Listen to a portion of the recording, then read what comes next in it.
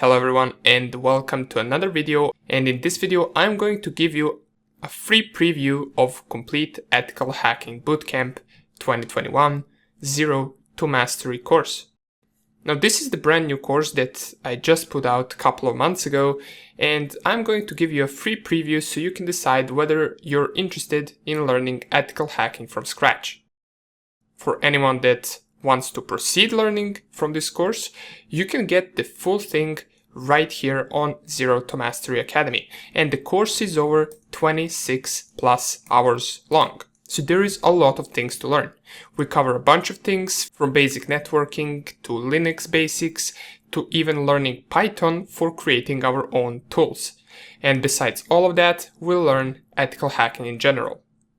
All of the things that I just mentioned, you can take a look at right here. You can read what you learn.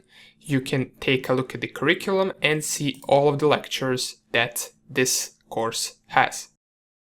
Now, if you decide to take the full course, you will also get all of the other courses that are on Zero to Mastery Academy. So this is a monthly subscription platform, and once you get it, you get access to all of the courses right here. And not only that, but you also get access to all of the new courses that we'll put out pretty soon on this platform. One cool thing regarding ethical hacking is that I will have a bug bounty course real soon on this platform as well. Another cool thing about this is that we have career paths, so you can choose your own path and see which courses you need to cover in order to make it inside of this path. But nonetheless, I will be publishing the free preview of Complete Ethical Hacking course over the next few weeks, so I'm not going to put it straight into one video. It will be more videos, one after another, that I will publish in next couple of weeks. At the end, I might actually put all of those videos together and publish one big video for anyone that doesn't want to switch between different YouTube videos to continue watching the course. Okay, awesome. Once again, thank you for watching, and thank you for 10,000 subscribers. See you in the video. Welcome to the Complete Ethical Hacking course. In this course, we will be covering everything you need to know as an ethical hacker, from theory to the practical examples. We will start with basics first, and the further we go in the course, the more intermediate and advanced stuff we will cover. Knowing theory and practicing different attack methods that we will learn will eventually make you a master in ethical hacking. But wait a second. We just started the course and I'm already talking about being a master in ethical hacking. Let's slow down a little bit. What even is ethical hacking? And what does an ethical hacker do? Or you might also wonder, can I get in trouble by doing this? Don't worry. Remember, we are ethical hackers. This means we are hired to hack into a network or a device, or in general, we want to find as many vulnerabilities inside the target system, but not to do bad things. Quite opposite, we want to secure them. An ethical hacker who is hired to find as many vulnerabilities in a certain system is also known as a white hat hacker. Now, I mentioned a word system quite a few times by now. What do I mean by finding vulnerabilities in a system? Well, system can be anything. It can be a network of multiple computers, or it could be just one single computer. It could also be some company's server that they keep their important data on. We could also be targeting a web page or a website. A vulnerability, on the other hand, is anything that could allow someone to have an unauthorized access to that system. We are there to discover them and secure them. But why are we doing this? Well, as you know, there are the bad guys, or also known as black hat hackers. Their goal is also to find vulnerabilities in a system, but not to secure them. Instead, they want to perform malicious activity once they gain access to that system. That is the difference between a white hat hacker and a black hat hacker. A white hat hacker is there to find vulnerability, notify the person that hired him, and let him know of a possible unauthorized access. You can think of us as a cyber police. We are there to protect. A black hat hacker, on the other hand, is there to perform malicious activity such as stealing your data.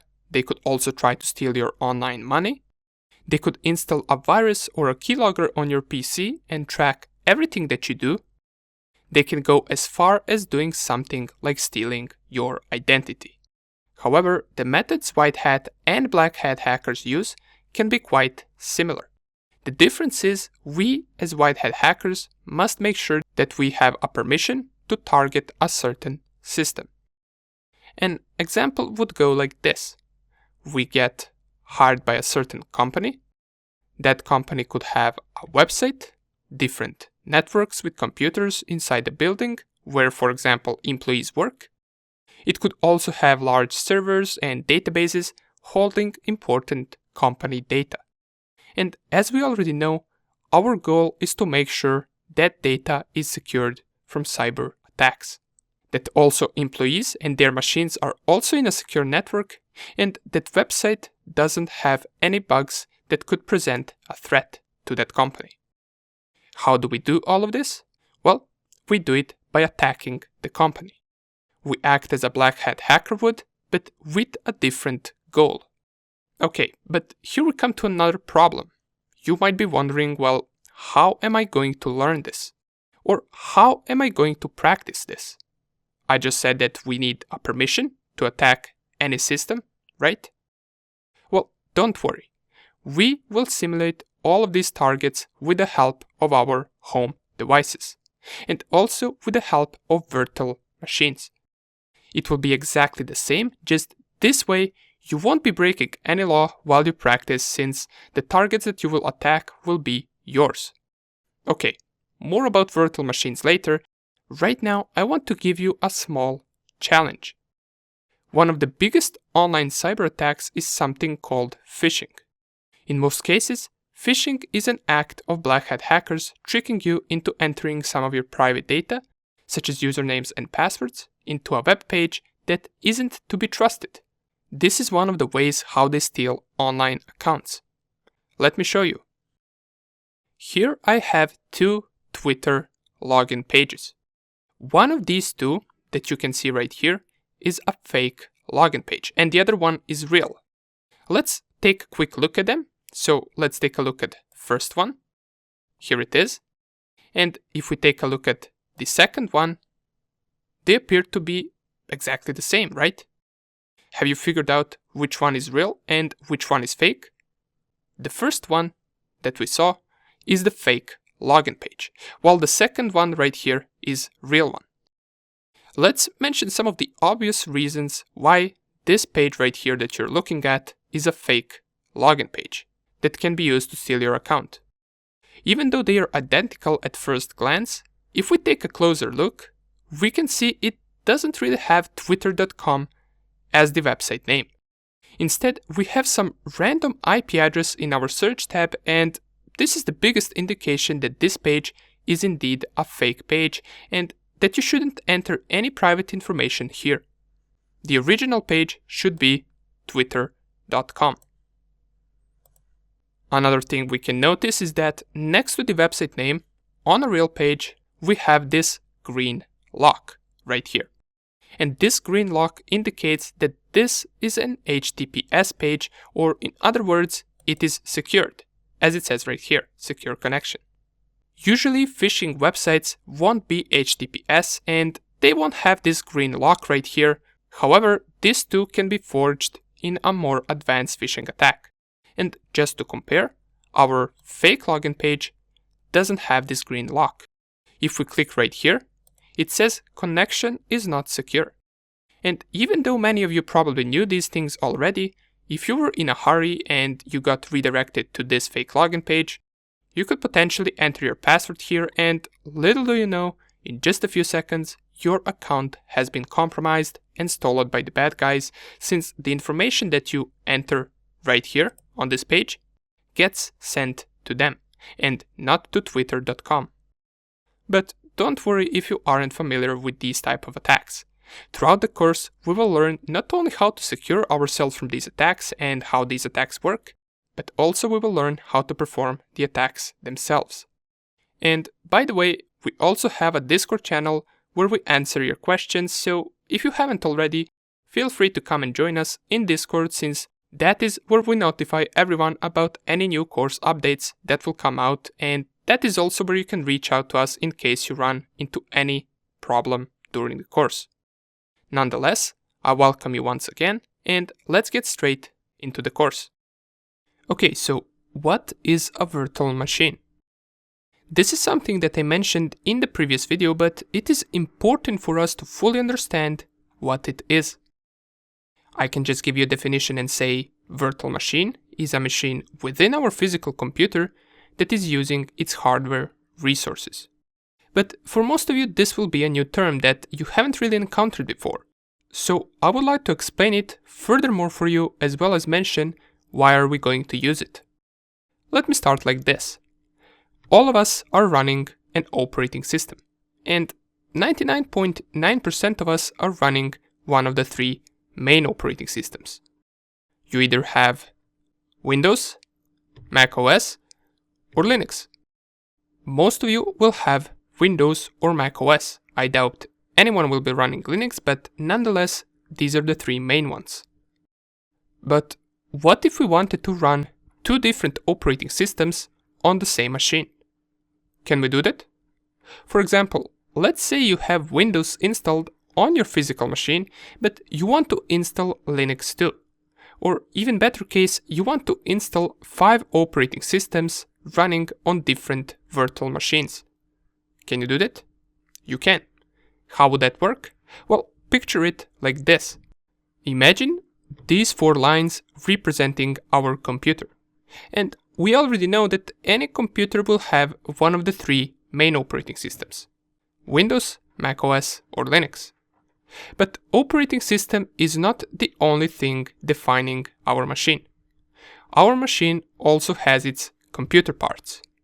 We have hard disk, processor, RAM memory, motherboard, and many more computer parts that, with the operating system, make our machine work. These computer parts are also known as hardware. But wait a second, Alexa. Why are you telling us this? Thought this was a lecture on explaining how virtual machines work, and not on hardware components. Well, hang on for just a second. We're slowly getting there. Picture a virtual machine to be this smaller rectangle within our physical machine, which is this larger rectangle. And let's imagine that our physical machine is running Windows operating system.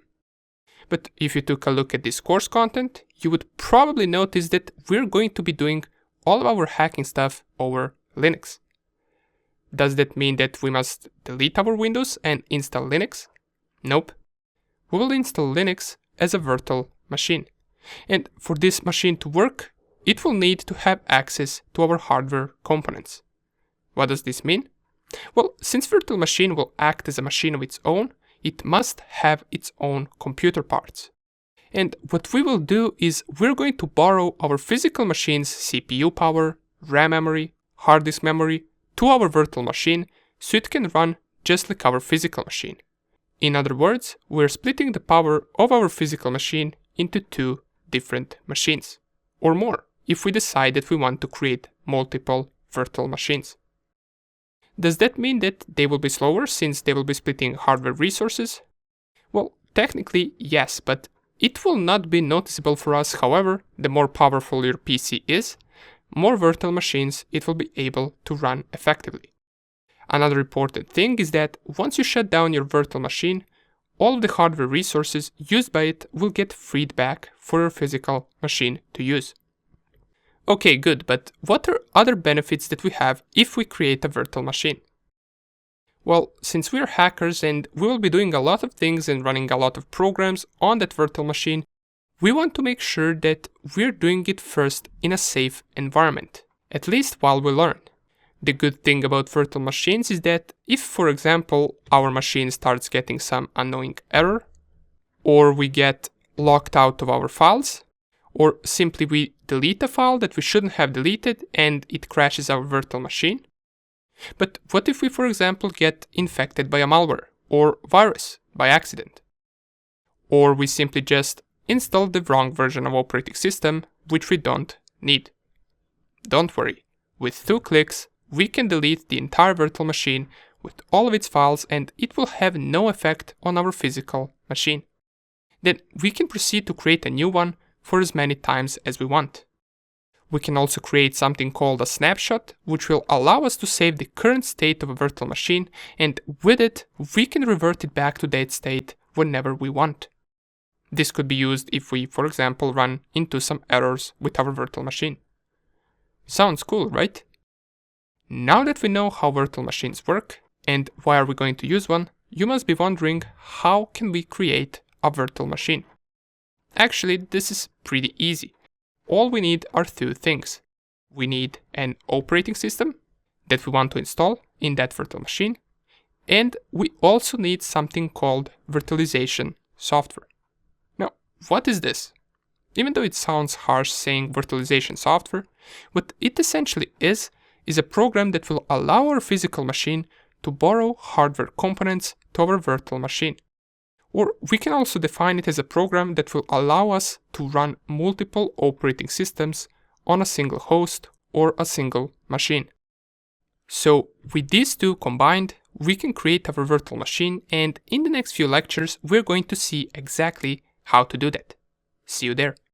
Before we actually proceed to creating our virtual machine that we will use for hacking, I believe most of you are wondering, why Linux? Why are we installing a Linux operating system on a virtual machine? Can't we hack using Windows or Mac OS? Well, yes we can, but Linux is something far better for that. So, what are the benefits of using Linux? First thing that's great about Linux is that it is an open source operating system. This means that we can inspect the code of it and see how it is made and what programs or functions it runs. It can be used for any type of work, not only for hacking. Many programmers also use Linux. Many servers all around the world are running on Linux. And another great thing about it is that most of the Linux distros are free of cost. Maybe some of you have heard about Ubuntu, Linux Mint, or Debian. Well, to use an updated Windows operating system, you must pay for a license. Linux, on the other hand, is free to download for anyone.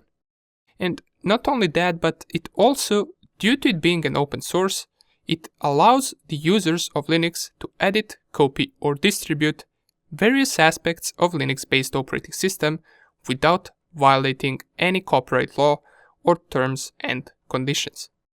This is one of the main reasons hackers use Linux, because they can easily develop softwares used for hacking and penetration testing on Linux, and they can change and edit the operating system for their needs. It is also very light, requires lesser disk space, consumes lesser RAM in order to run, so it can be easily ran alongside any other operating system like Windows and Mac OS.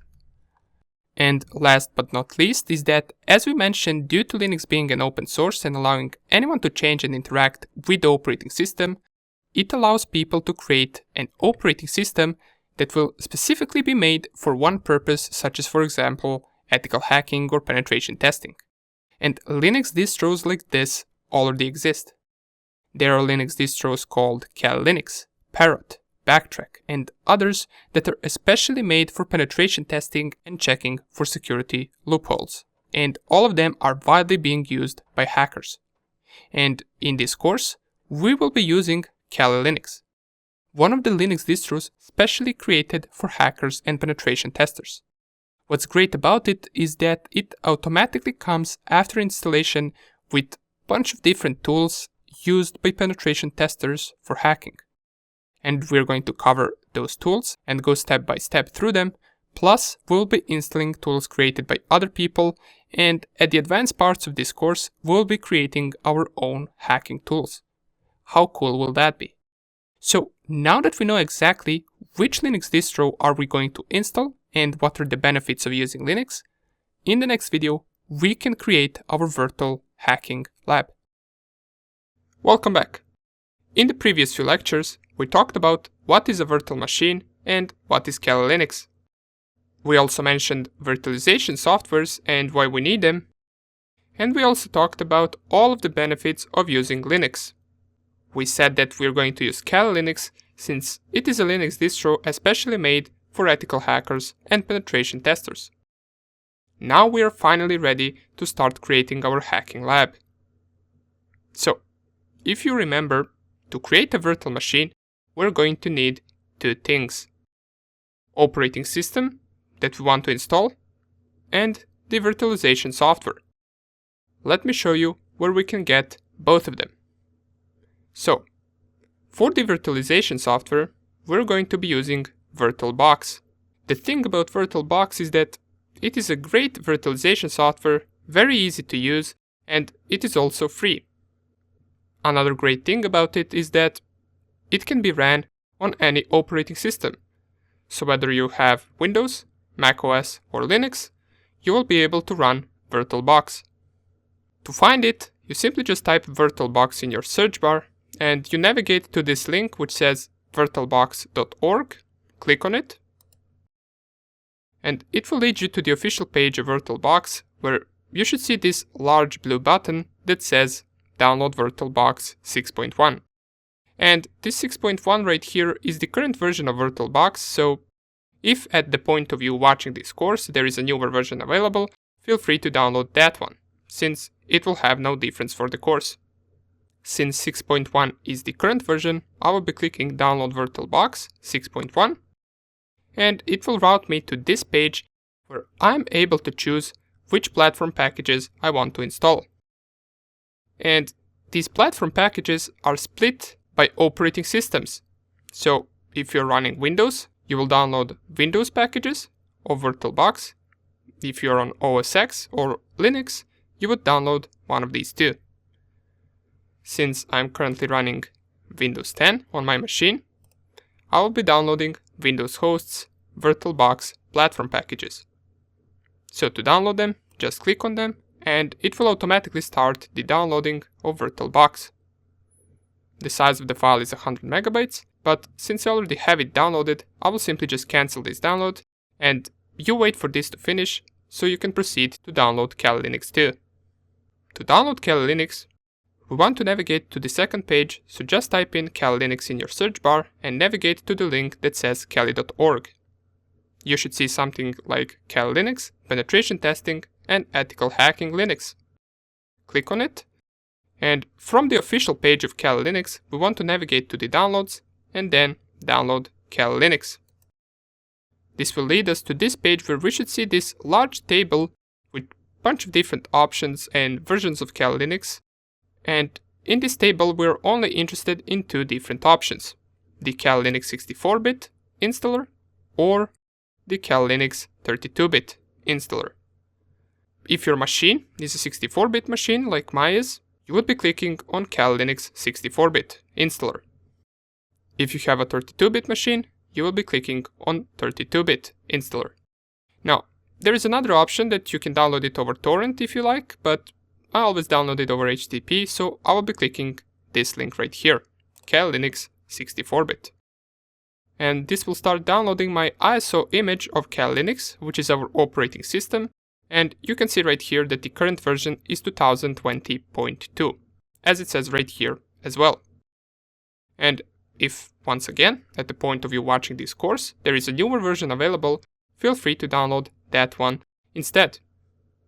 Now, since the size of this file is 3.6 gigabytes, it will take some time for it to finish downloading, and since I already have it downloaded on my machine, I will cancel this download as well.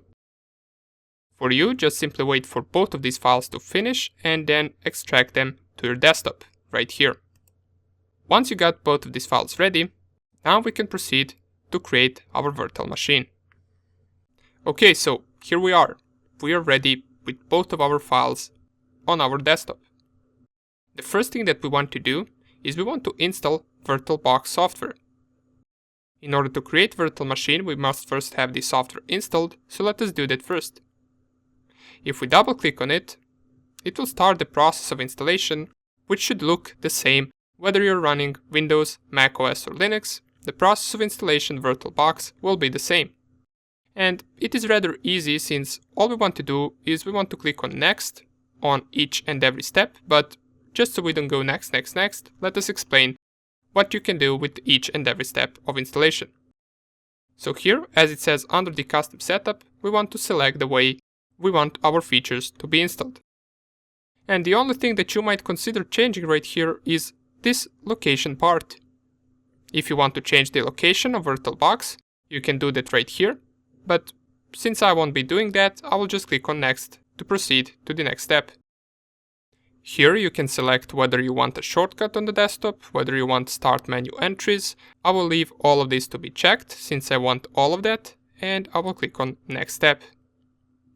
For this step, it says that during the installation we might be disconnected from the internet in case you're downloading or uploading something important, so best thing you can do in that case is wait for that download or upload to finish, and then you can proceed with the installation of VirtualBox. So I will just click on yes, since I'm not doing anything important over the internet, and I will click right here on install. This will ask me for my administrative password, and since I don't have one, I will simply just click on yes, and it will start the process of installing VirtualBox. This will finish in just a few seconds, and right after it, it should open up our VirtualBox. So just at this last step after installation, we want to click on finish, and in just a few seconds, this should open the VirtualBox. And here it is.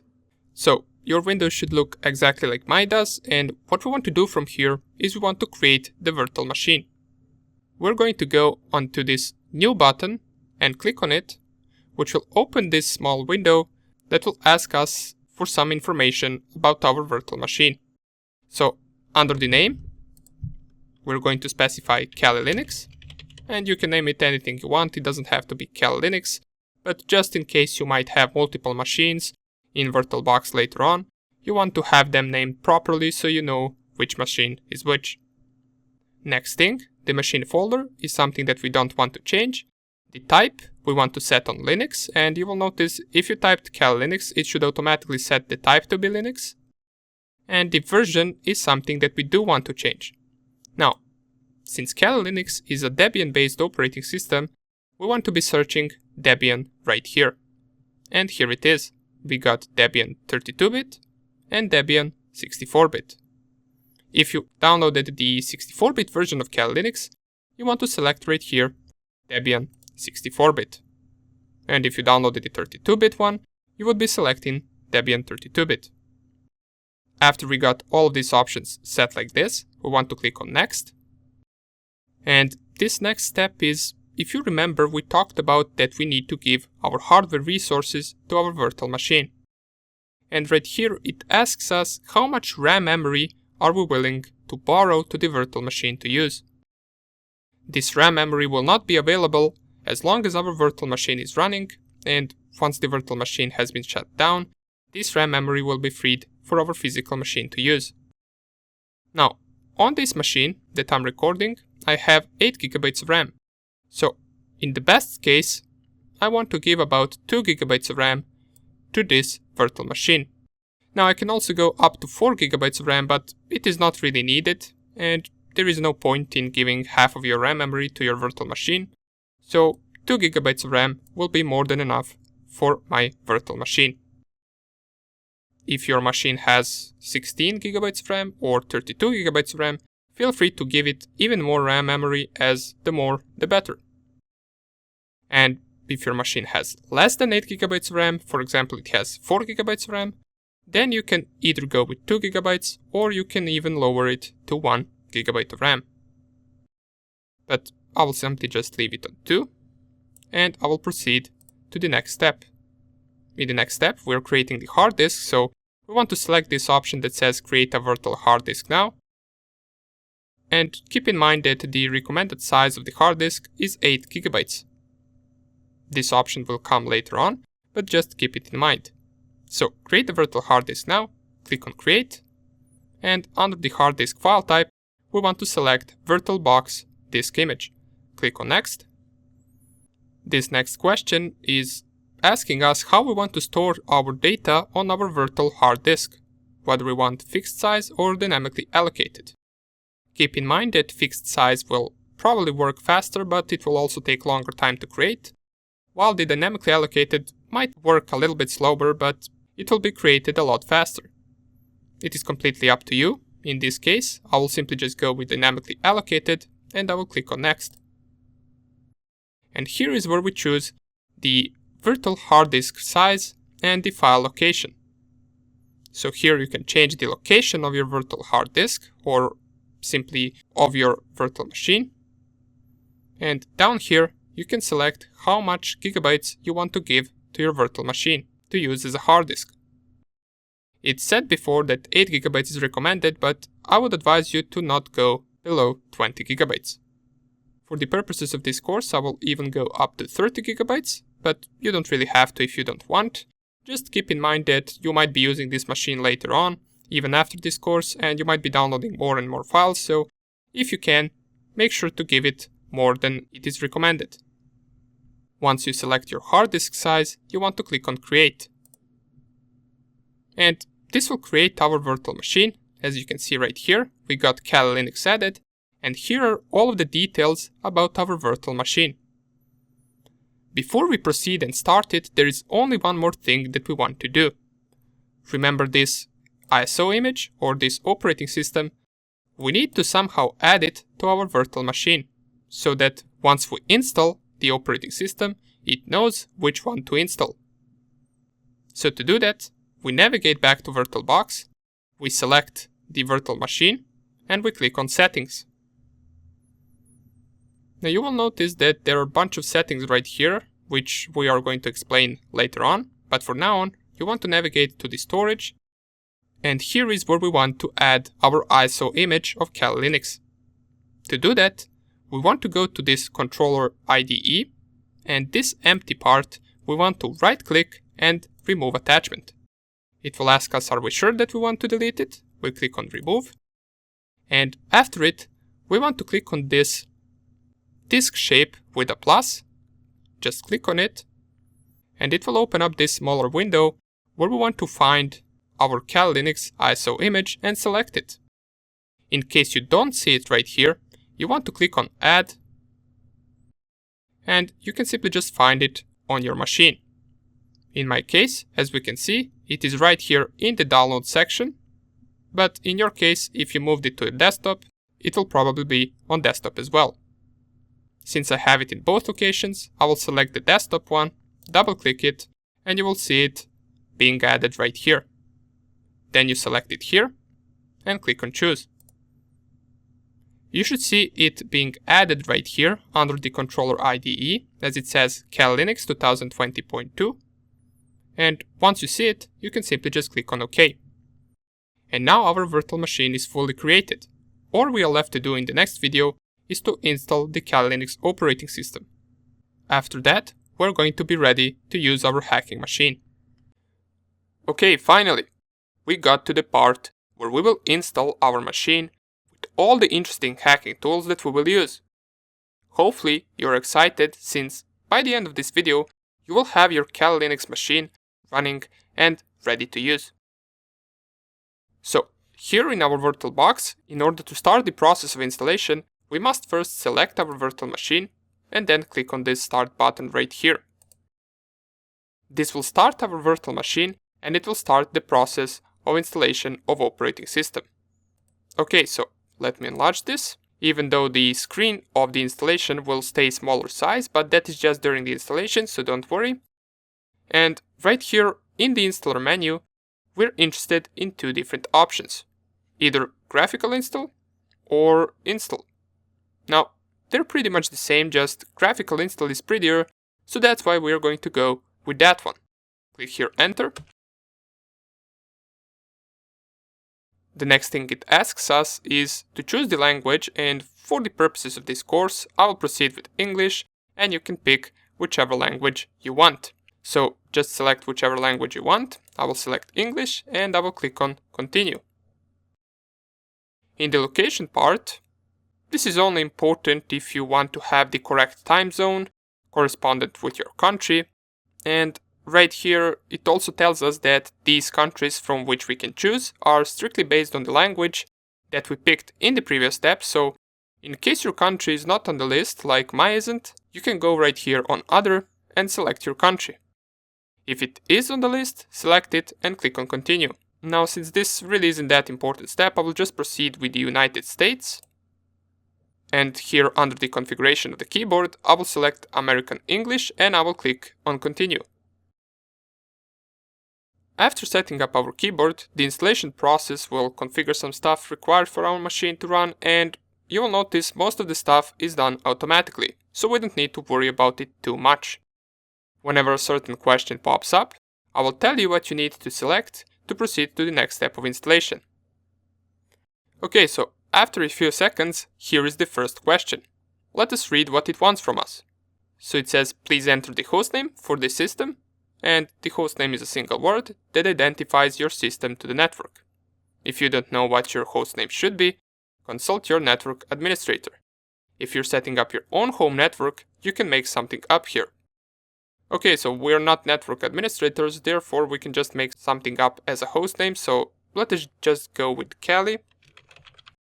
Why not? And let us go on Continue. Domain name, this is something that we want to leave empty, so just delete everything right here and proceed to the next step. Okay, so we got setup users and password step. Now, in the previous versions of Kali Linux, it usually asked you to set up the password for the root account.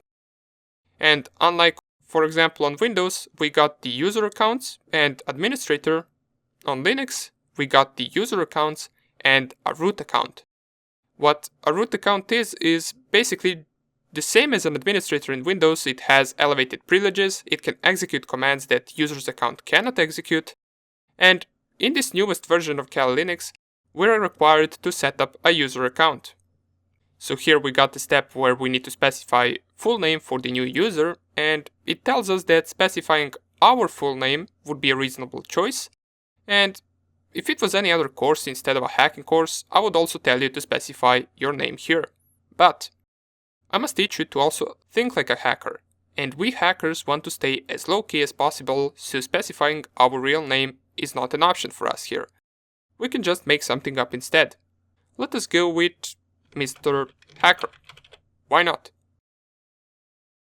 Let's click on Continue, and the username we can also leave to be Mr. Hacker. There's nothing really to change here. Of course, if you want, you can specify something other than Mr. Hacker. It is completely up to you.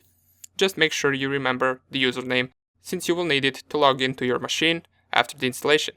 So I will leave it on Mr. Hacker and click on Continue. And here is a step where we need to choose a password. Now, password is the important stuff. We must make sure we choose a strong password for any type of account we create. Let me tell you one interesting fact. A lot of black hat hackers were caught because they had a weak password. Now, we are white hat hackers, but it is still a good practice to always choose a long and strong password. So let us do it. I will type mine right here and re-enter the password. I will type it once again. You can choose any password that you want. In case you want to make sure that you typed what you wanted to type, you can click right here, Show Password in Clear, as well as in the second step, you can also check Show Password in Clear. And after you choose your password, you can click on Continue. So here, configure the clock. You can select your time zone. I will go with Eastern. And here, after loading few more additional components, it should ask us about disk partitioning. Here in the partitioning disk, we have a few options, and we're interested in the first one, which is guided to use entire disk. We're not really interested in encrypted hard disks or anything like that, so just select Use entire disk and click on Continue. Here we get a warning that all data on the disk you select will be erased. And this right here is a hard disk that we created in the previous video when I created my virtual machine. And you remember that I gave around 30 gigabytes to my virtual hard disk, so this is that one, and I will select it and click on Continue. Here it gives us some of the options as to how the disk can be partitioned. We will proceed with first option, which is all files in one partition, which is also recommended for new users. And don't worry about these other two options which mention /home, /var, /tmp.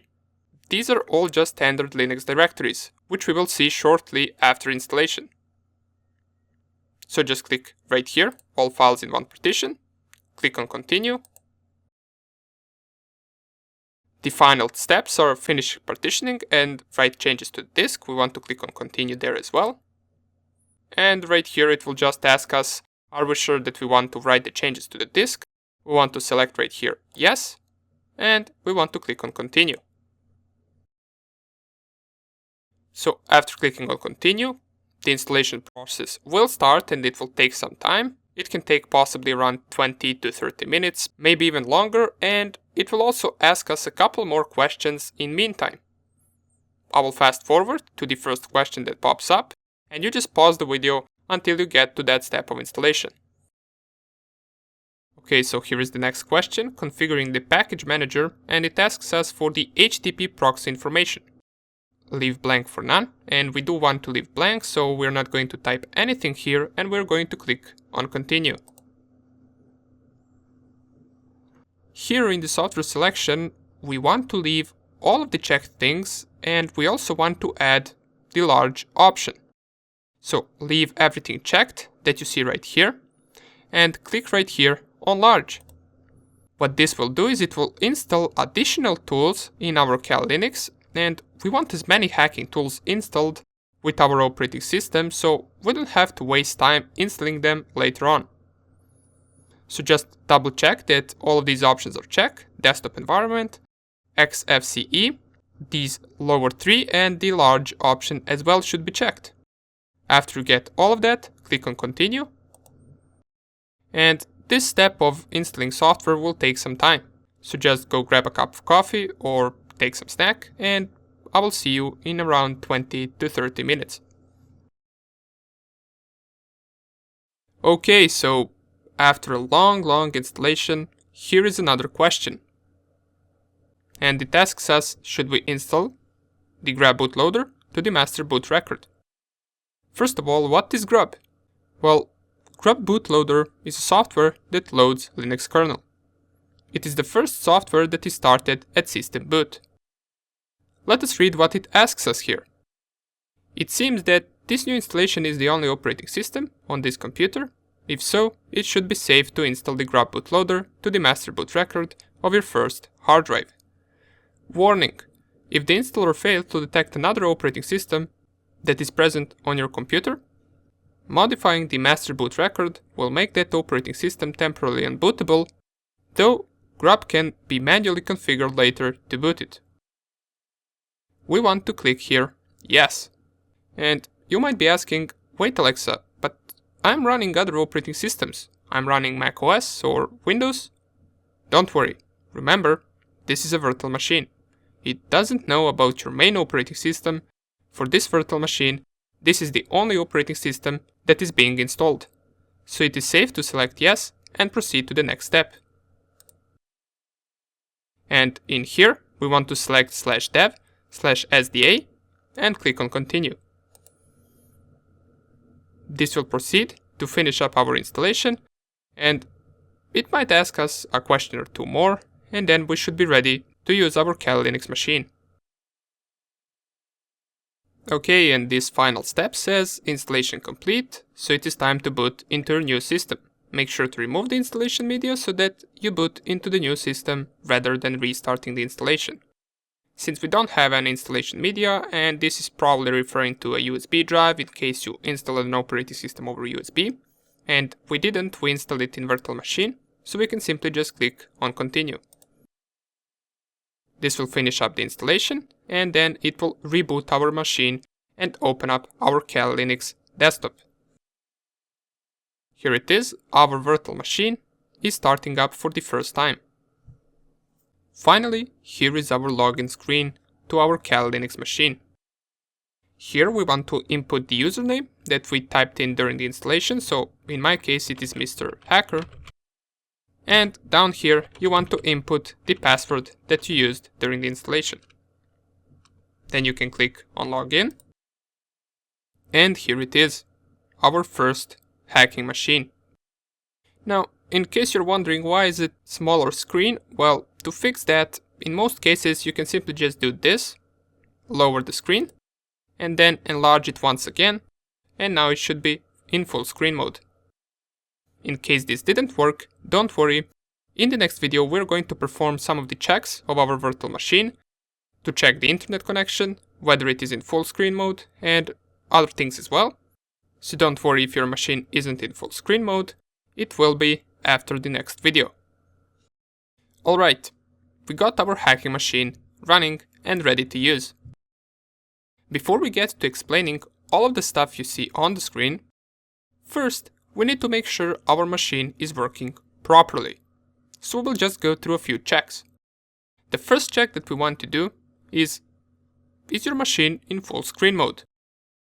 Now, in the previous tutorial, I showed you what you can do to get it in full screen mode, and all you need to do is minimize this screen and maximize it once again, in case it already wasn't in full screen mode. And that is because newest versions of Kali Linux automatically set your machine to be in full screen mode without installing any additional tools for that. Usually, this trick should work. And if it didn't work and your machine is still not in full screen mode, then we need to install something called VirtualBox Guest Additions. And I would advise all of you to do it even if you already have a full screen mode machine, because guest additions will not only help us with getting our machine to be full screen, but they will also make our machine run smoother and better. In previous versions of Kali Linux, we always had to install VirtualBox Guest Additions to get the full screen mode, so let us see how we can do that in the newest version as well. First we need to do is we need to go up here and click on Devices, then navigate down to the Insert Guest Addition CD image and click on that. They should get imported, and in just a few seconds we should see a disk icon on our desktop. If we double click it, it will open a folder where we will see a bunch of files and other directories. Don't worry, we don't need to know what each of these files are or what do they do. The only thing we need to remember is the path to where these files are. And up here we can see that these files are located at /media/cd-rom 0.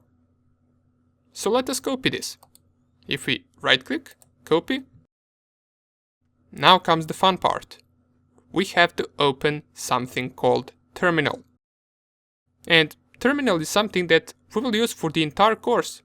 It is the most important tool you need to master as a hacker. But for now, just follow what I do and we will explain things as we go. To open a terminal, right click on your desktop and click on Open Terminal here. It will open this window where we can execute our commands. And once again, since terminal is an important tool that you must master and learn from scratch, we will cover it in the next section in greater details. For now on, we just want to install VirtualBox Guest Additions. The first thing that we want to do is we want to navigate to that path that we copied. And to do that using terminal, we must use a command called cd. This cd command stands for changing directories, and you can see that we are currently on the desktop directory, which says right here. To change the directory, we type the cd command and then we paste the path where we want to go. So change directory /media/cd-rom. Press enter and you will see that in the next line we will be changing directories to the desired folder. Now, to list all the files inside of this directory, we need to type another command which is called ls. What this command stands for is simply just listing the contents of the current directory. So you can just remember ls to be a short command for list. If I press here enter, we will see a bunch of the files that are located in the current directory. And these files are actually the files that we saw once we opened these VirtualBox Guest Additions. You can see these are the same files. Right now we are just there inside of our terminal. And out of all of these files, now we must run one of them. Can you guess which one? We know that we can't run the exe files since those are aimed for Windows systems and we are on a Linux system. But we can, however, run this one called VirtualBox Linux Editions.run. If you guessed that one, congrats! This is the one that we will run. To run it, we can use a command that says sh VirtualBox Linux Editions.run. And this sh is just a way for us to actually run this file, which we are also going to explain once we get to explaining terminal in greater details. For now on, if we press enter, this program must be ran with administrator privileges. Aborting. For now, don't think about this and just run the following command. Sudo sh VirtualBox Linux Editions.run. If we press enter here, you should get a prompt like this asking you for your password. Then type in your password. And keep in mind that even while you're typing, you will not be able to see anything appear right here, which doesn't mean that you're not typing. You are typing, just it doesn't show anything inside of the terminal. Once you typed in the password, click enter. And it will ask us, do we want to continue with the installation? We want to specify right here, yes. And it will start the process of installing VirtualBox Guest Editions. Now, you will notice that this entire process will be performed automatically. We do not need to do anything anymore. This will install on its own. And don't worry if there is a part of this entire process that you did not understand. We will discuss all of these commands and tools later on. This installation right here will take a minute or two, so let us just wait for that to finish. Okay, so it has finished, and we can see right here that it tells us running kernel modules will not be replaced until the system is restarted. What this simply means is that this installation will not have any effect until we reboot or restart our machine. So there are two ways that we can do that. You can either go in right corner right here, click on this and click on restart, or you can do it in the cool way using terminal. So if I cancel here and go back to my terminal and type the command reboot, it will say command not found. And if you get this message as well, what we want to do, we want to type sudo and then once again reboot, press enter, and this will restart our machine for us with just one command that we ran in terminal. Now we're ready to perform the second check. And the second check would be internet connection. So we want to see whether we can access the internet. And to check that, we're going to use our terminal once again. And we will try to ping Google. So let us open up our terminal. We already know how to do that. Right click and then open terminal here. And if we receive responses back from Google, that means we can access the internet. So let's check it out. Type ping google.com. And here it is. We're getting responses back. Great, we can access the internet. To stop this, we must press Ctrl+C. As we can see right here, 21 packets transmitted, 21 received, and 0% packet loss. But even though we can access the internet, I want to point one thing out. If we go to settings of our virtual machine, and we select the virtual machine, navigate to settings, and from the settings navigate to network settings, we will notice that we're attached to NAT. And what NAT is a network address translation. This means that the IP address that our Kali Linux machine has will be given to us by a VirtualBox. So if I go to my Kali Linux and in the terminal type sudo ifconfig, press enter, enter my password, here we will see that we got the IP address of 10.0.2.15. And this is the IP address given to us by VirtualBox. Since this can present us a problem later on, we want our IP address to be received from our DHCP or from our router. And before I show you how to do that, I want to point out why this could present us a problem. Well, this IP address right here does not belong to the IP range of my local area network. If I go to my Windows machine and open up command prompt to check out the IP address on my physical machine, I can type right here ipconfig, and I will see right here that the IP address that my physical machine has starts with 192.168.1. And this is not the same IP range. It starts with 10.0.2. So I want to change this to start as my physical machine with 192.168.1. To do that, my Kali Linux must receive the IP address from my router. And for all of you Mac users, you can also type in ifconfig in your terminal on your Mac. Basically, you can check the IP address of your Mac the same way that we did inside of our Kali Linux by typing ifconfig.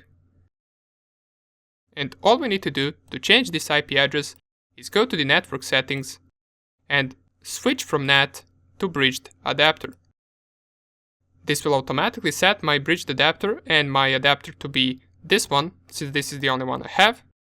And since I'm connecting over cable connection, I want to go to the advanced and check right here cable connected. You can select your adapter right here, and once you do, click on OK.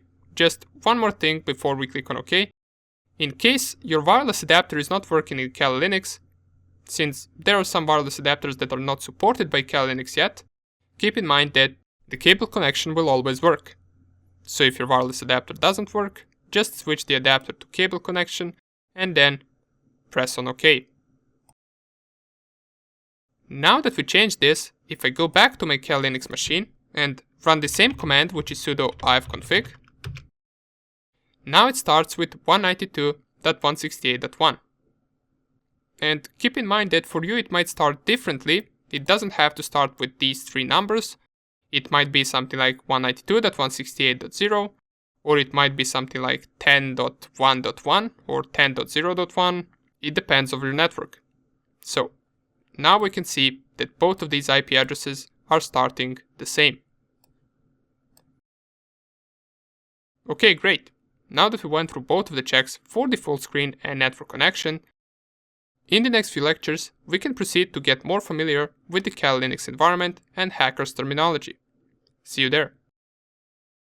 It is time we slowly start getting into penetration testing process.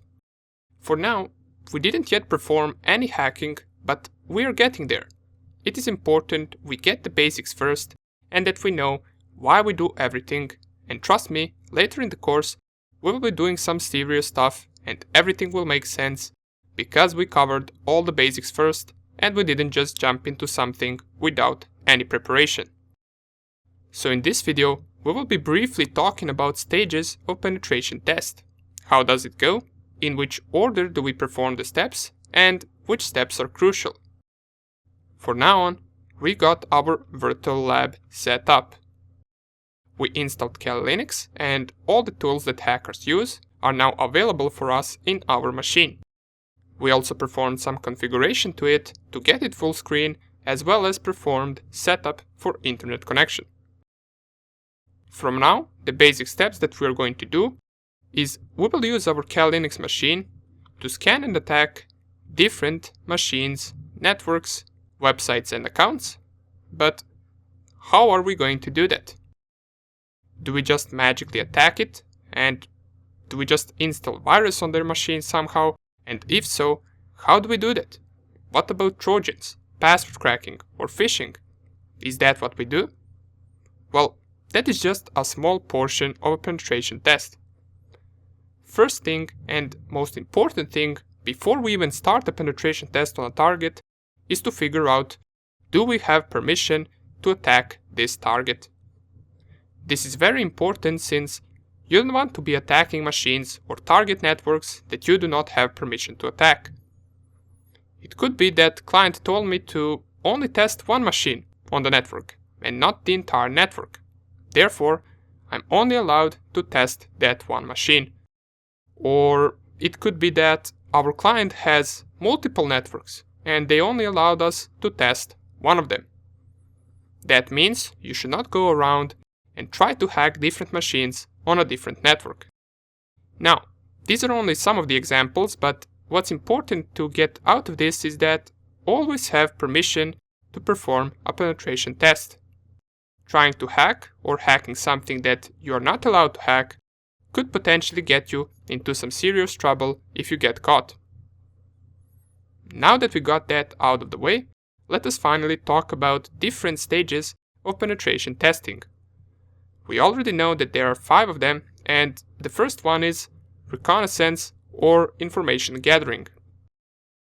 Now, reconnaissance is the act of gathering information about your target to better plan out your attack. And this step of penetration testing is the only one that you can perform on any website or target that you want, since gathering information about something is not illegal. There are 2 ways that we can go about doing information gathering: actively, by directly interacting with our target, or it can be done passively without interacting with the target. A simple example of this would be, let's say you want to gather information for Facebook, and you would do it actively by visiting Facebook page and getting all the information that you can from the Facebook page itself, while passively it would be if you went to some other website that talks about Facebook and you get information about Facebook from that other website. This would mean you never interacted with Facebook, therefore you performed a passive information gathering. After this step comes scanning. Here is where you can start getting in trouble if you do it without permission. Scanning is a deeper form of information gathering using technical tools to find openings in the target and in the systems that you're attacking. These openings can be gateways, open ports, operating systems that the target runs, and so on and so on. In this step, we also perform vulnerability scanning, which is just searching for vulnerable software in the target system or network that could possibly be exploited. After information gathering and scanning comes third step, which is gaining access, or so-called exploitation. And this is the step where we actually hack the target. We use information that we gathered in phase 1 and phase 2 to take control of any number of target devices. Gaining access of target devices allows us to steal data from their system or to use those devices to attack other devices on the same network. Usually, after this step, you can consider penetration tests to be successful since you managed to gain access to a target system. However, this is not the last step of a penetration test. After exploitation comes maintaining access. And this step, with the 5th step, is sometimes optional. You might not need to always perform last 2 steps since client might only care whether their system is penetrable. Therefore, you prove them it is after the 3rd step. If there was a vulnerability, of course. However, maintaining access is also an important step, and it is commonly done by installing backdoors and planting rootkits.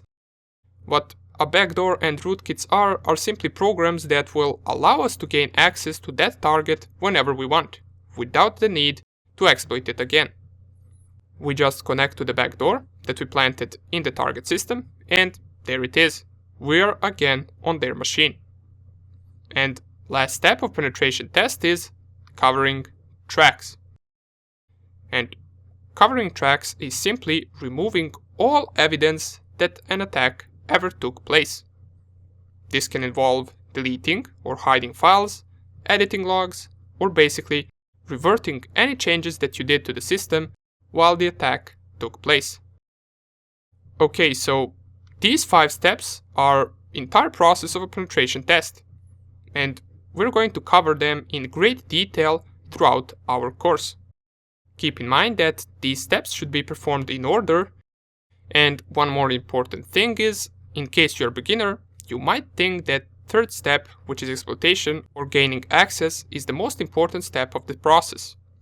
Even though it is very important and crucial, the most important steps are actually information gathering and scanning.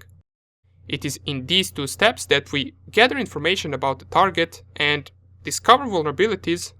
So if you're not that good in gathering information, you might miss some things that could be used to gain access to the machine, therefore preventing you to find an actual vulnerability. So just keep that in mind, that information gathering is 70% of work. Okay, good, so we talked a little about these phases, but before we get to perform each one of these steps, we must first get a little familiar with our Kali Linux machine. So in the next few lectures, we're going to get into details about terminal and some of the commands we can run and execute with it. See you there. Welcome back. Here we are in our Kali Linux machine, and it is time we finally learn how to use that mysterious tool that is said to be the most important tool that we must master. Don't worry, terminal is not difficult to use. But before we get to open it and run a bunch of the commands, let us first define what terminal is. So what is it? Terminal is a program that allows us to interact with Linux operating system using different commands. We can create files, delete files, create directories, run programs, set different tasks to execute, and we can do many more things using it. It is important you get used to it, especially if you never used it before, because if you are coming from Windows or Mac OS, you probably are used to opening files or folders by clicking on different icons and navigating like that. For example, on Windows, we usually open files by double-clicking on an icon and it will open that folder. And on Linux, we can actually do the same thing. So if I go right here, and for example, I want to open this home folder, I will double-click on that folder and it will open the folder with all the files inside of it. But we don't want to be doing it like that. Let us see how we can do it using terminal. So let us close this first, and we already know how to open terminal. Right click on desktop and click open terminal here. First thing that we notice is the username that we have right here and the host name that we have right here. But we also notice this /desktop. This means that our terminal process has opened inside of the desktop directory. Does it always open there? Nope, it only opened there because we told it to open there. Remember, we right-clicked on desktop and clicked open terminal here. If we, for example, went to the home folder and right-clicked here, open terminal, it doesn't say /home like it did in desktop. It just gives us this wavy minus sign. Well, that sign in Linux means that you are in your home directory of your user. And our user is called Mr. Hacker, so the directory name should be /home/Mr. Hacker. And to check the directory name, we can type the command pwd. If we press enter, it will give us the current directory in which our terminal process is running. And it is /home/Mr. Hacker. And this pwd simply just stands for print working directory. If we, for example, go to the folder once again, which is /home folder/Mr. Hacker, and we double click on documents, try to open terminal here, so open terminal here. This will open a second terminal and you will see right here that it says /documents. But do we always need to go to that folder and open terminal inside of that folder for it to be inside of this directory? Of course not. We can use a command called cd. And you should be familiar with this command since we already used it before. Let us test it out. Let's go to the documents directory from our home directory. So I will just close this second terminal. And right here we are inside of our home directory, or /home/Mr. Hacker. we know that inside of this directory there is a documents directory, since we managed to open it right here. And to navigate to this directory using terminal, we can use the command cd and then the name of the directory, which is documents. We press enter, and here it is. We are in /documents directory. If we type pwd here, it will tell us the current working directory is /home/mrhacker/documents. And for example, if we wanted to go one step or one directory back, we can type the command cd and then 2 dots. What this command will do is it will go one directory back, and if I type pwd once again, we will now be again in /home/mrhacker directory. So these 2 dots tell the terminal to go one directory back. Okay, great, but how can we know which subdirectories and files are in home directory, for example? We knew there was a documents directory in home folder because we opened it right here. We didn't open it over terminal, we opened it right here from our desktop. Once we open it again, we can see all of the folders and files inside of this /home/mrhacker directory. But we didn't see these files inside of our terminal. So how can we list them? How can we see all of these files using terminal? So we know which directories are available inside of this /home/mrhacker directory. To check files and folders in any directory, we can use another familiar command, which is ls. And the ls command stands for list, so let's just test it out. If we type it, press enter, here we are. We can see same folders and same files that we can see inside of this window right here. So what we did for now is we used terminal instead of clicking on bunch of files, bunch of icons. We now are doing all of that with our terminal. Now that we know which folders are in this directory, we can choose which folder we want to go to and use cd command to go there. But let us go one directory back from the /home/mrhacker. To do that, we already know we can type cd and then 2 dots. And by the way, cd simply stands for changing directory. Don't know if I mentioned that, but cd is changing directory.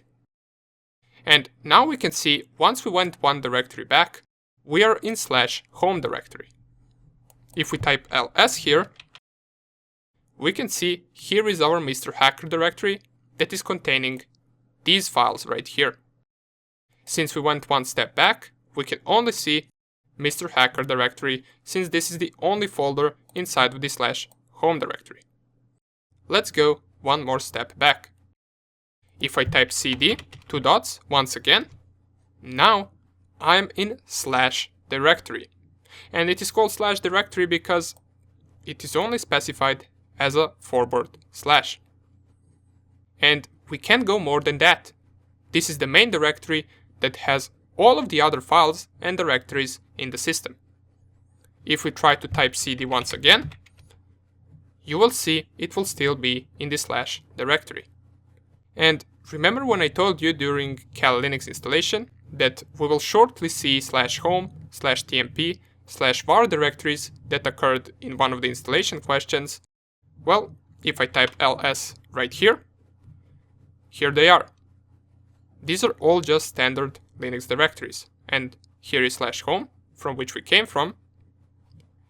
Here is /var. And here is tmp. And a bunch of other directories, and these are all just standard Linux directories.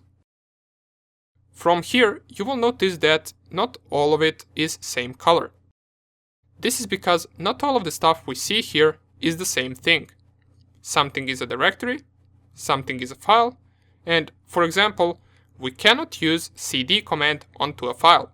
We can only use cd to go to another directory. So if I try, for example, cd, and I choose this file, so cd init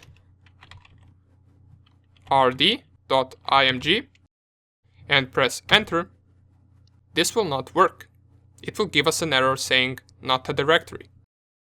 But if we type cd and then @c, for example, which is this directory, and press enter, now I will be inside the @c directory. And here I can type ls to list all of the files inside of the @c directory. And you will also notice that here we got a mixture of files and directories as well. Directories are these dark blue names, while files can be other colors depending on file type. Usually they are white. Okay, great. We learned the basics of navigating through Linux system and directories using different commands. Now, before we finish this video, here is a practice test.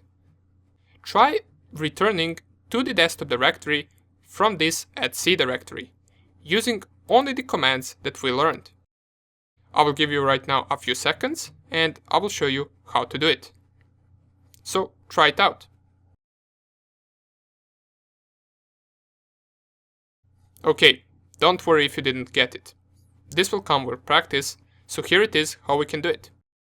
From the @c directory, we know that we must go back to the /directory. And in the /directory, we got our home directory. We can check it out by typing ls. And inside of this home directory, we know that we got the Mr. Hacker directory, and the Mr. Hacker directory has the desktop directory. So to navigate there, we can type cd home, type ls here, then type cd Mr. Hacker, type ls here once again to check out all of the available directories, and cd desktop. And now we are on our desktop directory once again. Great, so practice a little bit with these commands. This is nothing really too hard, just take some practice and you will get used to it pretty soon. And in the next video, we're going to see how we can create files and folders using terminal, as well as we're going to see how we can run programs. See you there. Okay, so we know how to find our way to the desired directory in terminal, but what if we need to create a file or a subfolder in another directory? How can we do that? Well, first, let's open up our terminal. And by the way, another way that you can open terminal instead of right-clicking and going open terminal here is going up here to this icon, which says terminal emulator, and clicking on it. By default, this will be inside of your home directory, which we know to be this sign, and if we type the pwd command, we get /home/Mr. Hacker directory. We know that our desktop directory is also inside of this directory, so let's go there. cd desktop, press enter, and now we are in the desktop directory. Okay, so let's get back to the files. To create a simple empty file, we can use a command called touch. If I simply just type touch file, and let's call it file1, press enter, this will create a file named file1, and it will have no contents inside of it. We can also see that file1 has been created, as it is right now on our desktop, since we created it inside of the /desktop directory. And if we also type ls, we can see that the file is in our desktop directory. To make sure this file is indeed empty, we can use the command cat, and this command, once executed on a file, writes out all the contents that are inside of that file. Let's try it out. So we specify cat, and then file1, press enter, and this will give no result since, as we already mentioned, the touch command creates empty files. If we want to, for example, put something inside of that file, we can use a command echo. You simply just type it like this, echo, and to put something, you specify after the echo, let's say today is a really good day. So we specified an entire sentence, and all we need to do to put this sentence inside of this file is to specify this arrow to the right. And after it, specify the name of the file that we want to put this sentence in. So echo today is a really good day, into the file1. Press enter. And if we cat it once again with the cat command, so cat file1, we will see that now it outputs exactly what we've written to that file using the echo command. Okay, that's all good, but there is an easier way and more practical way to do all of this. We can use a text editor to write things inside of a file. And an easy text editor that we can run from terminal is called Nano. So let's try to do the same thing we just did using Nano. If we type Nano, and after Nano comes the name of the file that you want to edit, and since we want to edit a new file that we haven't created yet, we can simply just type name, let's call it file2, and press enter. This will open this empty window where we can type anything we want. We can type file content here, and it can be anything. We can type, for example, text here, but we could also type code if we wanted to. Let's start with text first. Let's write just hello world as a text.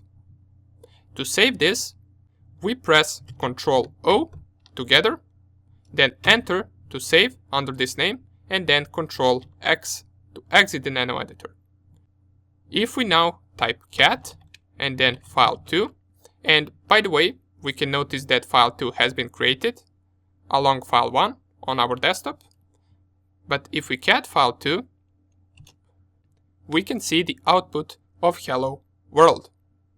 So we managed to do it only using one tool, which is Nano, instead of using two tools, which are touch and echo. But I also mentioned we can do the same thing with programs. For example, how can we create a Python program using Nano and terminal? First we need to open a file. So let's type nano and then file3.py, and in this case we add .py because that is an extension for Python programs. Then inside of it, after pressing enter, we're going to run a simple command, which is print and then hello world between the quotes. And you will see that some stuff changes colors.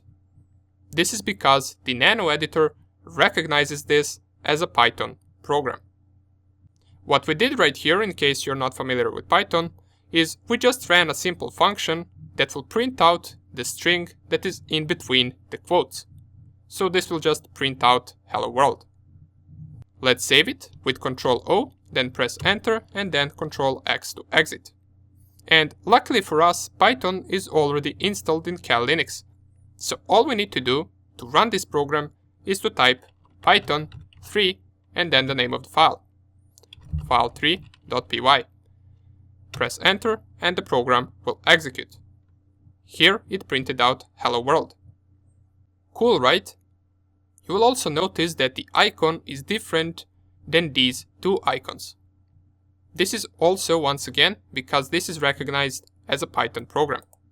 It even has the Python icon. Now that we know how to create files and execute Python programs, the next question would be, how can we create directories? To create a directory, we can use the command mkdir, which stands for make directory. To check it out, let us run mkdir and name a directory folder. So press enter, and if I type ls, we will see that we got our files as well as a directory which is different color, and it is called folder. Remember, we differentiate them by color, and also if we try to change directory to the folder, it will work. It will even give us the path of /desktop/folder. Great! In that folder, you can do pretty much anything you want. You can create subfolders, or create files, whatever you want to do, you can. To move, for example, our Python program from the desktop directory to our folder directory, we can use command mv, which stands for move. We must first navigate back to desktop directory, so let's do it using cd and then two dots to go one directory back. And from it, we run the command mv file3.py into the folder. So we specify move then the second parameter is what we want to move, which in our case is file3.py, and the last parameter is where we want to move it. We want to move it inside of our folder. So press here enter, and you will notice that the file3.py disappeared from our desktop directory. We can also check that by typing ls and notice that our Python program is no longer here. But if we go to the folder directory and type ls here, we will see it here because we moved it. Here it is, file3.py. Now this is a handy command and you will use it a lot. And besides moving the file, we also want to see how we can copy a file, and we can do it using the cp command. This does the exact same thing as move command, but it doesn't move it from original directory to desired directory, it just copies it. So let's try to copy file3.py and call it file4.py. If I type cp, which stands for copy, file3.py, and I type file4.py right after it, this will create an exact copy of our file in the same directory. If I press enter and type ls, here it is. We got file3.py and file4.py.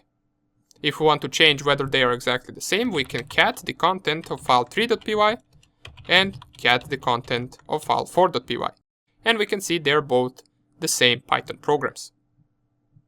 And last command that we want to cover regarding files is the command rm.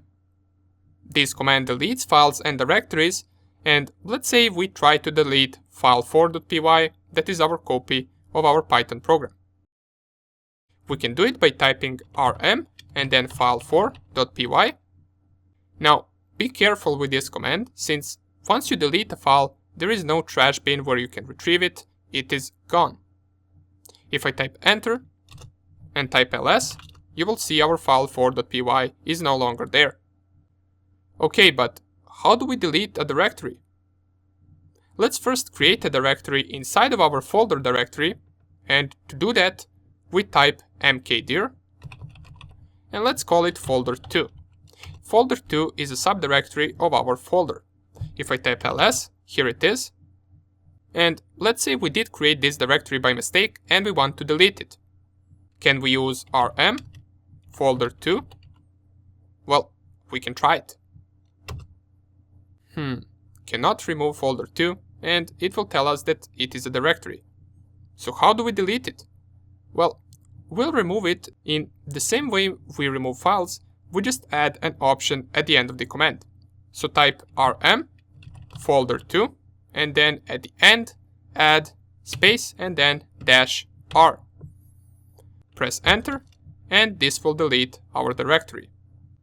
Also, double check what you're deleting with this command, since if you go to our / directory, which is directory containing all folders and files in system, and if we were to type, for example, in that directory rm, then this $sign and then -r, this command would delete entire Kali Linux machine with all of its files.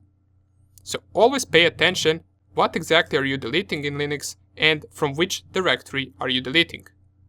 Since inside of the Linux you will not be stopped in deleting anything you want.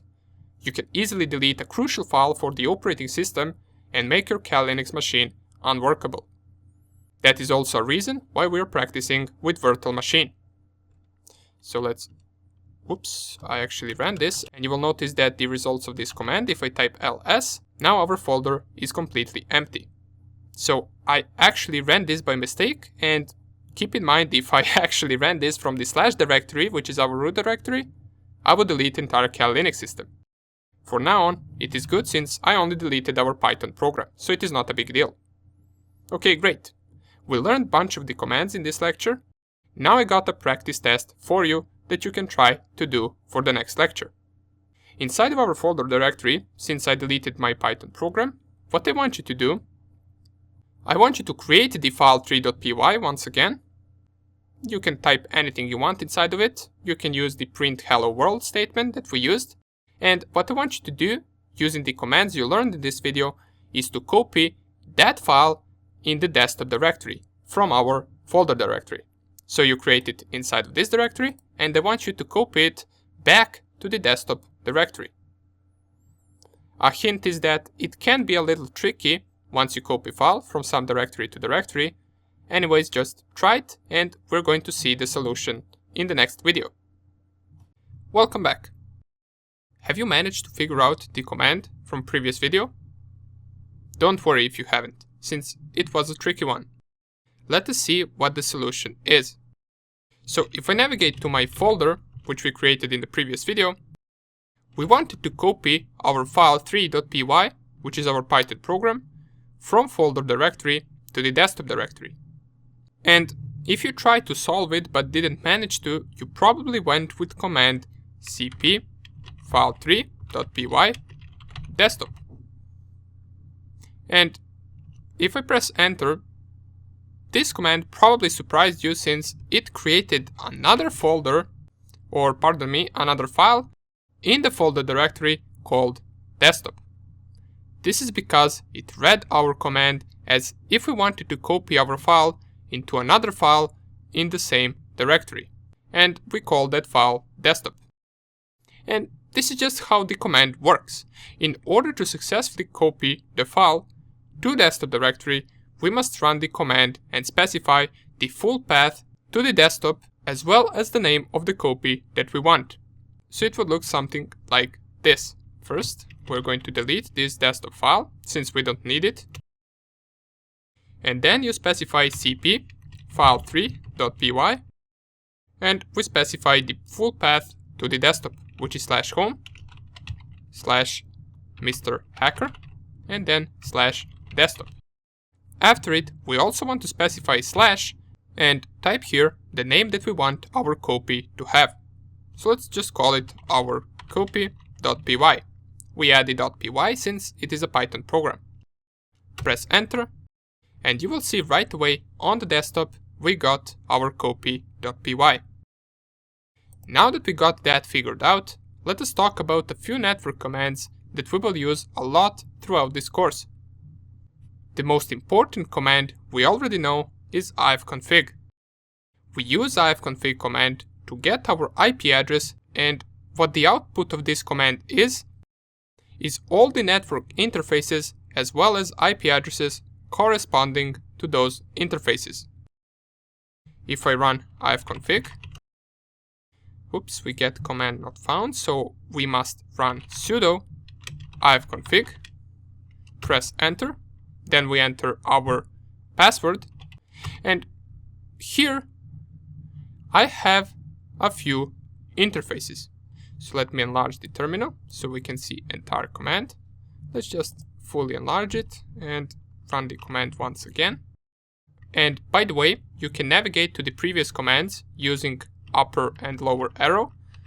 So I can navigate between all the commands that I ran previously, and here is sudo ifconfig. And this is the output of my ifconfig command. For you, this will probably be different. Here I have ETH0 interface, which is my cable connection, and it has an IP address of 192.168.1.12. And I can also see the loopback interface, which is this LO, which all of us should have, and it will be an IP address of 127.0.0.1, which is also a localhost IP. For this course, we will usually be interested in this ETH0 IP address. If you have another interface called differently, that is also fine. You could have a different named interface if you, for example, are connecting over Wi-Fi. This IP address that we get right here is called local IP address, which means it only works inside of our network to communicate with other devices that are also inside of our network. There is also something called public IP address, which we're going to talk about later in the course. For now, just remember that ifconfig outputs local IP address as well as our network interfaces. Another thing we can get from ifconfig is our MAC address for a specific interface. So for the ETH0 interface, here is my MAC address. And what MAC address is a unique identifier for every device, unlike local IP addresses that could be the same in different networks. For example, it is a great possibility that you also have the IP address starting with 192.168.1, while the MAC address is unique for every device in the world. And in case you're new to all of this and don't have much previous experience with MAC addresses and IP addresses, you might be asking, why do we need both of them? Well, let me explain like this. MAC addresses are unique and usable in communications with your neighbor machines or simply with machines that are on your network, while IP addresses are used to communicate over internet and they can also change. Remember it like this. MAC address tells you who you are. IP address tells you where you are. So that is the ifconfig command. And now that I think of this ifconfig command, there is one more important command that I didn't show you and that you will use a lot, which is sudo. Remember, we used it with ifconfig. Now, sudo is not a part of the ifconfig command, it is just a command that we use once we want to execute something as a root user. And just to remind you, a root user is something like an administrator. It has highest privileges above all other users. With root user, you can execute any commands that you want. For example, once we ran this ifconfig command, it told us command doesn't exist. If I just type once again, ifconfig, it will say command not found. But after using sudo ifconfig, we managed to execute it. That is because ifconfig command must be ran with root privileges in order for it to execute. Throughout this course, we will encounter many programs and many commands that will require sudo in order to run. And sometimes there could be multiple commands at once that we must execute as a root user. There is one cool trick so you don't have to type sudo before every command, is to run at the beginning sudo and then su. Press enter, and if you're running sudo for the first time inside of one terminal session, it will ask you for your password and then it will log in into the root terminal. So everything you run from now on, you will run as a root account. Right now, I no longer need to specify sudo ifconfig, I can just specify ifconfig, and it will not tell me command not found, it will execute it since I am a root user. As it says right here, it is no longer Mr. Hacker, it is now root. If you want to exit out of this root terminal, you simply just type exit and it will go back to your Mr. Hacker terminal. Now, this can also be applied to files. Some files might be created only for root account to edit. For example, if we run the command sudo touch file1, we press enter, and if we, for example, type sudo nano file1, type here hello there, we Ctrl O to save and then Ctrl X to exit, we won't be able to edit this file as a normal user without the sudo command or without the root account. If I lower this terminal, here is our file 1, and the reason why we can't edit it is because this actual file right now has been opened and edited with root privileges. And once we saved it as a root. So right now if I try to nano it, it will tell me file is unwritable, which means I cannot write anything. Well, I mean I can, but if I try to save it, it will tell me right here, permission denied. So let's close this and open terminal once again. However, if we go as a root account, sudo nano file1, and we type our password, now we can type anything we want. Just 1 second, it seems that we opened the wrong file. This is the file 1 that we created from the previous video that says today is a really good day.